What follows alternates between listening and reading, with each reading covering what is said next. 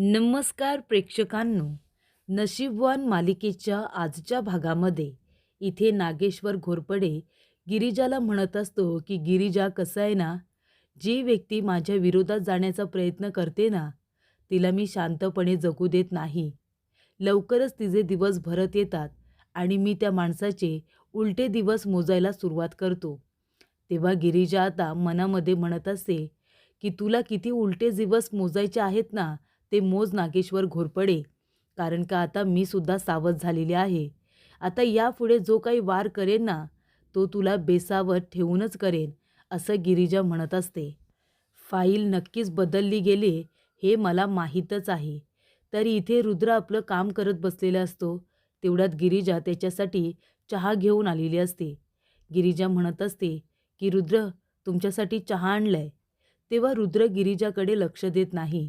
कारण तिने नागेश्वर घोरपडे याच्यावरती आरोप केलेला असतो की ही बघा, ही आहे फाईल, याच्यामध्ये दारूची बिलं आहेत.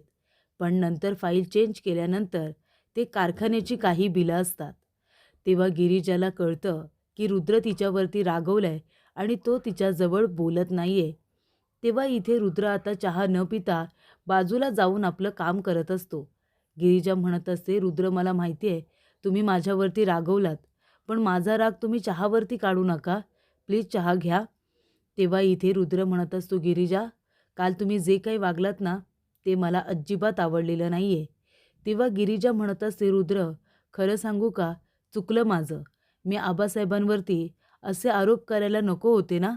मला माहिती आहे काल मी जे काही वागले त्याने तुम्हाला खूप जास्त वाईट वाटले. आणि का वाटणार नाही. रात्री मला वाटलं की रुद्र माझ्याजवळ का बोलत नाही. पण नंतर मी विचार केला आणि मग मला कळलं की ज्या आबासाहेबांवरती रुद्रचं इतकं प्रेम आहे, जे आबासाहेबांना देवाच्या जागी मांडतात, त्यांच्यावरती जर कुणी आरोप केले तर रुद्रला राग तर येणारच ना. त्यांच्या जागी मी असते तर मलाही तेवढाच राग आला असता जर कुणी माझ्या बाबांना काही बोललं असतं तर. बरोबर ना रुद्र. पण खरंच माझं चुकलं. यापुढे असं होणार नाही. तुम्हाला वाईट वाटलं त्यासाठी सॉरी. तेव्हा इथे रुद्र म्हणत असतो, अच्छा, म्हणजे मला वाईट वाटले म्हणून सॉरी म्हणताय तर. गिरिजा म्हणते, नाही नाही, अगदी मनापासून सॉरी म्हणते. काल जे काही वागले ना, तसं मी वागायला सुद्धा नको होतं. खरंच सॉरी. आता चहा घ्या आणि प्लीज माझ्याशी बोला. तुम्ही माझ्याशी कालपासून काहीच बोलला नाहीत ना. अबोला धरलेत. मला तुमचा हा अबोला सहन होत नाही आहे. प्लीज तुम्ही माझ्याबरोबर बोलत राहा. तेव्हा रुद्र म्हणतो, गिरिजा, आबासाहेबांना अख्ख्या तुळजापूरमध्ये इतका मान सन्मान आहे. का माहिती आहे? लोक त्यांचा आदर करतात, त्यांची इज्जत करतात. कारण त्यांचा खरेपणा, लोकांची करत असतात ती मदत. लोकांना हे सगळं दिसत असतं ना, म्हणून त्यांची सगळेजण इतकी इज्जत करतात. तेव्हा गिरिजा म्हणते, बरोबर आहे. आणि मी इतक्या देव माणसावरती असे आरोप करायला नको होते. बरं, तुम्ही आता चहा घेता ना? चहा थंड होईल नाहीतर. आणि गिरिजा रुद्रला चहा देते आणि मग तिथून बाहेर पडते आणि विचार करत असते की फाईल नक्कीच कुणीतरी बदलली, पण कुणी? तिथे उभे असलेल्यांपैकी माझा फक्त 2 लोकांवरती विश्वास आहे, रुद्र आणि आई. मग जर त्या लोकांनी फाईल चेंज केली नाही, मग कुणी केली? आईंनी केली असेल का? आईंजवळ जाऊन बोलायला हवं, असं गिरिजा ठरवते. वासंती आपलं कपाट आवरत असते, साड्यांच्या घड्या करून ठेवत असते. तेवढ्यातच तिथे गिरिजा येते आणि म्हणत असते, आई, मला तुमच्याशी थोडंसं महत्त्वाचं बोलायचं होतं. बोलू का? वासंती म्हणते, आत्ताच बोलायचं आहे का? तेव्हा गिरिजा म्हणते, हो आई, आत्ताच बोलायचं आहे. म्हणजे बघा ना, काल मी पुरावे शोधायला गेले होते आणि महत्त्वाची फाईल मी घेऊनसुद्धा आले. आणि ती फाईल मी रुद्रला दाखवतसुद्धा होते. जेव्हा मी ती फाईल घेऊन आले ना आई, त्याच्यामध्ये दारूची बिलं होती. पण नंतर घरामध्ये आणल्यानंतर तिथून ती फाईल गायब झाली. मला असं वाटतंय की फाईल कुणीतरी बदलली आई. आता ज्या वेळेला फाईल बदलली गेली त्यावेळेला तिथे सगळेजणच होते. आपल्या घरामध्ये फक्त माझा 2 माणसांवरती विश्वास आहे. बाकी माझा कुणावरतीही इतका विश्वास नाही, तुम्हालाही माहिती आहे. मग अचानकपणे फाईल गायब कशी होईल? आई, तुम्हाला त्या फाईलबद्दल काही माहिती आहे का? तेव्हा वासंती आता घाबरलेली असते. ती काहीच उत्तर देत नाही, कारण फाईल तर तिनेच बदललेली असते. जेव्हा इथे गिरिजा हा प्रश्न विचारते की तुम्ही ती फाईल बघितलीत का? तुम्हाला माहिती आहे का कुठे आहे, कुणी बदलली? त्याबद्दल तुम्हाला काही माहिती असेल तर सांगा. तेव्हा वासंती म्हणते, नाही मला काहीच माहिती नाही आहे.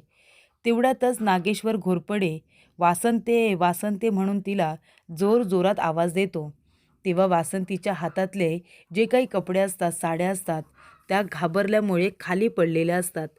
तेव्हा इथे गिरिजा म्हणत असते, आई तुम्ही राहू द्या, मी ह्या साड्या उचलते, तुम्ही जा. तुम्हाला बोलवले ना, तुम्ही प्लीज जा. तेव्हा इथे वासंती आता नागेश्वर घोरपडेने बोलवल्यानंतर बाहेर गेलेली असते. तेव्हा गिरिजा कपाटामध्ये खाली पडलेल्या साड्या आता उचलून ठेवते आणि तेव्हा लक्ष त्या फोटो फ्रेमकडे पुन्हा एकदा जातं. ती फोटो फ्रेम नक्की कुणाची आहे हे आता गिरिजाला बघायचं असतं. तर त्याच्यामध्ये देवकी, अंगद आणि छकुली म्हणजे लहानपणीची इथे गिरिजा तिघांचा तो फोटो असतो. तेव्हा गिरिजा तो फोटो बघते आणि म्हणत असते की मागच्या वेळेला जेव्हा मी हा फोटो बघत होते तेव्हा आई म्हणाल्या होत्या की हा फोटो त्यांच्या मैत्रिणीचा आहे आणि तिच्या नवऱ्याचा आहे. मग हा फोटो मी जर बघायला घेतला तर आई एवढ्या का घाबरल्या? या फोटोमध्ये असलेल्या ह्या मावशी ह्या तर मला जंगलामध्ये दिसल्या होत्या. त्यामुळे आता हा फोटो आईंकडे कसा आणि त्या या बाईला कशी काय ओळखतात हे मला आईंना विचारावं लागेल. तेव्हा गिरिजा ती फोटो फ्रेम स्वतःकडेच ठेवते. तर इथे नागेश्वर म्हणत असतो, वासंते ती महत्त्वाची फाईल कुठे आहे जी आम्ही तुम्हाला ठेवायला सांगितली होती? हे बघा, एक गोष्ट लक्षात ठेवा, आमच्या कुठल्या पण वस्तूला हात लावताना आधी आम्हाला विचारायचं, कळलं का तुला? कुणाचं पण ऐकून आमच्या विरोधात जाण्याचा जर प्रयत्न केला ना तर त्याचे परिणाम किती वाईट होतील हे तुलासुद्धा चांगलंच माहिती आहे. कळलं का वासंते? असं इथे नागेश्वर घोरपडे आता तिला म्हणत असतो आणि म्हणतो की लवकरात लवकर ती फाईल कुठे आहे ना ते शोधून काढा. जर नाही सापडली तर आमच्यापेक्षा वाईट कुणीच नसेल, असं इथे नागेश्वर म्हणत असतो. तेव्हा इथे नागेश्वर वासंतीवरती भयंकर चिडलेला असतो. तेवढ्यातच तिथे गिरिजासुद्धा असते. तेव्हा उर्वशी येते आणि म्हणत असते, कसं आहे ना, असं ताब्यामध्ये ठेवायला हवं बायकांना. कशा पद्धतीने दादासाहेबांनी वासंतीला ताब्यात ठेवले बघितलं ना? रुद्र जरा तुझ्याबरोबर आधीपासूनच असा वागला असता ना, तर तू सुद्धा लायकीत राहिली असतीस. कळलं का? रुद्रसुद्धा तुझ्याबरोबर असंच वागायला हवा होता. मग तू सुद्धा अशीच लायकीत राहिली असतीस. तेव्हा वासंती म्हणत असते, अजिबात नाही. बापामध्ये आणि मुलामध्ये खूप फरक आहे. माझा मुलगा असा कधीच वागू शकणार नाही आणि यांच्यासारखा तर मुळीच नाही. तेव्हा इथे माझे संस्कार आहेत त्याच्यावरती, असं तिचं म्हणणं असतं. तेव्हा उर्वशी म्हणत असते, अजिबात नाही. तो माझा मुलगा आहे. त्याच्यावरती ना माझे संस्कार झालेले आहेत. कळते ना तुला वासंती?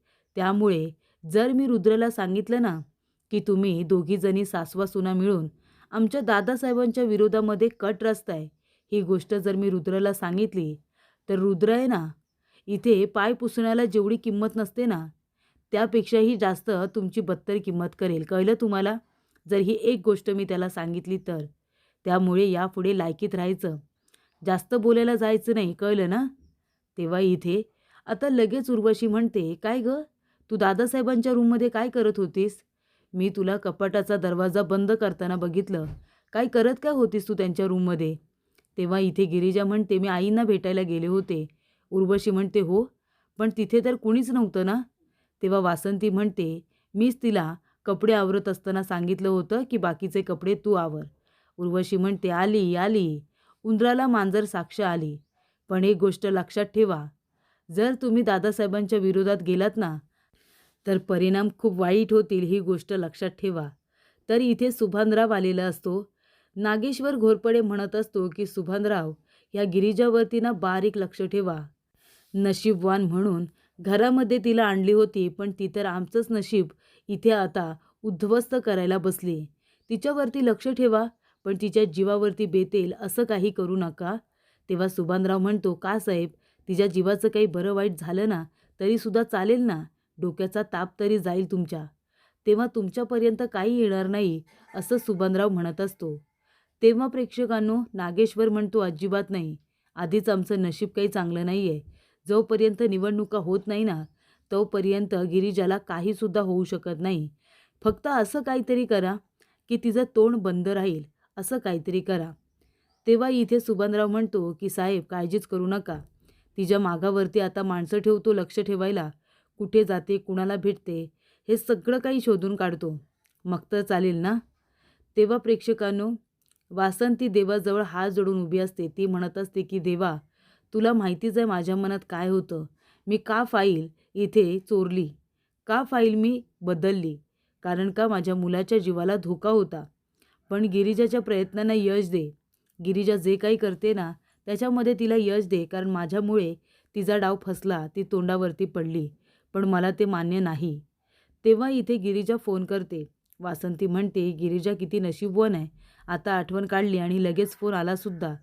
तेव्हा गिरिजा म्हणते आई मला तुमच्याजवळ बोलायचं आहे, तुम्ही लवकरात लवकर गावदेवीच्या मंदिरामध्ये या. मी तिथे तुमची वाट बघते, लवकर या. तेव्हा वासंती म्हणत असते तू घरी ये, आपण तिथेच बोलू.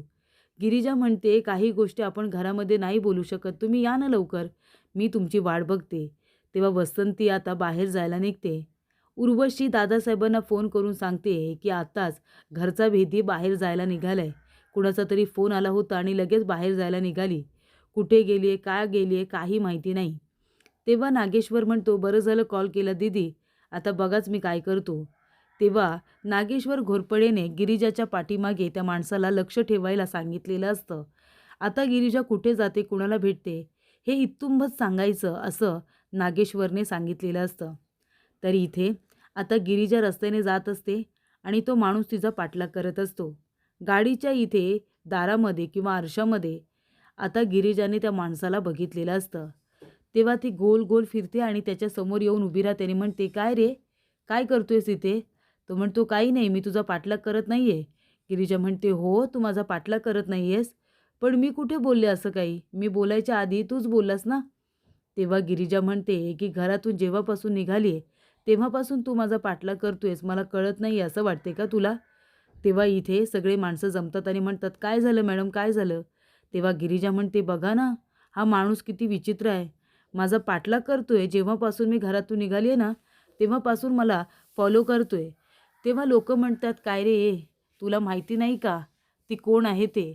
नागेश्वर घोरपडेच्या सुनबाई आहेत त्या, आणि त्यांच्या पाठीमागे फिरायला तुला लाज नाही वाटली? तेव्हा प्रेक्षकांनो, इथे आता गिरिजा त्या माणसाला सगळेजण जेव्हा मारत असतात ना तेव्हाच तिथून पळ काढते. तेव्हा तो माणूस म्हणतो थांबा थांबा, मला मारू नका, हे बघा माझं चुकलं, प्लीज मला मारू नका. तेव्हा यापुढे आया बहिणी आहेत ना, सगळ्यांकडे चांगल्या नजरेनेच बघायचं असं सांगितलं जातं. तो माणूस आता नागेश्वरला फोन करतो आणि म्हणतो साहेब, अहो ती बाई खूपच चलाक निघाली, मला इथे तिने गाठलं आणि सगळ्या गावकऱ्यांना मला मारायला सांगितलं आणि ती मात्र कुठेतरी निसटून गेली, आता मी काय करू? तेव्हा नागेश्वर म्हणतो काय तुम्ही पण, एक काम साधं तुम्हाला करता येत नाही? जा आता घरी जा आणि झोप, मी बघतो काय करायचं ते.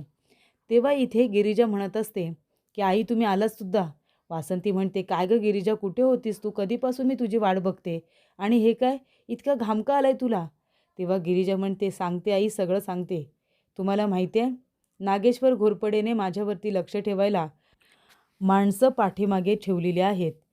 तेव्हा वासंती म्हणते काय? तेव्हा गिरिजा म्हणते हो ना आई, पण मी खरं सांगू का, मी सुद्धा घाबरणार नाही आहे त्या माणसाला. तेव्हा इथे वासंती म्हणत असते गिरिजा, मला तुला एक सत्य सांगायचं आहे. तेव्हा गिरिजा म्हणते बोला नाही काय? काल तू जी फाईल आणली होतीस ना, ती फाईल मीच बदलली होती. तेव्हा गिरिजा म्हणते काय? आई तुम्ही हे काय बोलताय, पण हे सगळं तुम्ही कशासाठी केलं? तेव्हा वासंती म्हणते मग काय करणार होते मी, माझ्या मुलाच्या जीवाला धोका होता, नागेश घोरपडेच्या तावडीतून माझ्या मुलाला सोडायचं होतं, म्हणून मला हे सगळं करावं लागलं. पण मी ती फाईल बदलली आणि तू मात्र तोंडावरती पडलीस गं, त्याचंही मला खूप जास्त वाईट वाटतंय. नागेश्वर घोरपडे खूप नीच माणूस आहे, माझ्या मुलाच्या जीवाची त्याने मला धमकी दिली होती. तेव्हा इथे गिरिजा म्हणते हो, पण त्या माणसाने इथे आता रुद्रासुद्धा सोडलेलं नाही आहे. ती वासंती म्हणते नाही ना, रुद्रच्या सुद्धा जीवावरती येऊ शकतं. तर प्रेक्षकांनो, पुढील भागामध्ये गिरिजा म्हणत असते आई, तुम्ही हा फोटो तुमच्या कपाटामध्ये ठेवला होतात आणि सांगितलं होतं की हा फोटो तुमच्या मैत्रिणीचा आहे म्हणून. मी तुम्हाला सांगितलं होतं ना, जंगलामध्ये मला एक मावशी भेटल्या होत्या, ते याच होत्या, त्यांचा आणि तुमचा काय संबंध? तेव्हा वासंती म्हणत असते गिरिजा, ही तीच बाई आहे आणि ही तीच मुलगी आहे, म्हणजे आपण ज्या घरामध्ये राहतो ना त्या घराची मूळ वारसदार कोण असेल ना, तर ही मुलगी आहे.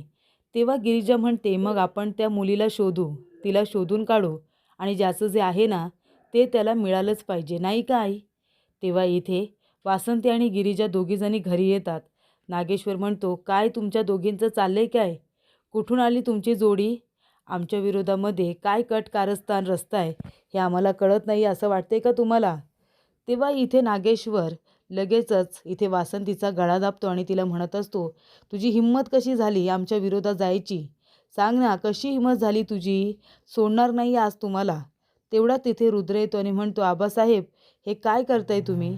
तुमची हिंमत कशी झाली आईसाहेबांवरती हात उगारायची? आम्हाला हे अजिबात आवडलेलं नाही आहे.